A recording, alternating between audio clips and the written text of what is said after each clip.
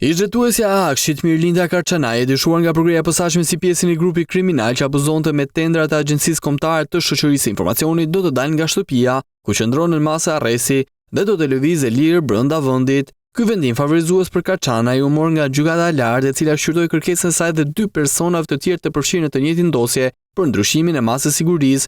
Ora News mëson se ka qenë një raport miksor. Ai që ka mbitur anëtarët e gjykatës lartë që t'i heqin ish-shefës së Akshit masën arrest shtëpie dhe ta lejojnë të lëvizë lirë, duke u caktuar 2 masa të reja sigurie, detyrim paraqitje dhe bllokim pasaporte. Ndërkohë, shkalla 3 e gjyqësorit la në fuqi masën e sigurisë dalimi i daljes jashtë shtetit ndaj zëvendës drejtori për hetimin e krimit në policinë e Tiranës, Erion Ismaili, si dhe të hetuari tjetër Gëzim Hoxha. 3 javë më parë SPAK njoftoi për sekuestrimin e 40 milionë eurove pasuri të personave të përfshirë në dosjen e Akshit, mes tyre dhe 2 biznesmenëve, Ergys Agasi dhe Ermal Beqiri, të cilët dyshohet se kanë përfituar të ardhura me burim kriminal. Hetimet paraprake përfshin disa vepra të rënda penale si konkurrencë e paligjshme me dhunë, heqja e paligjshme lirisë, shkelje barazisë në tendra publik, korrupsion pasiv i funksionarëve publik, pjesëmarrje në grup të strukturuar kriminal dhe pastrimi i produkteve të veprës penale.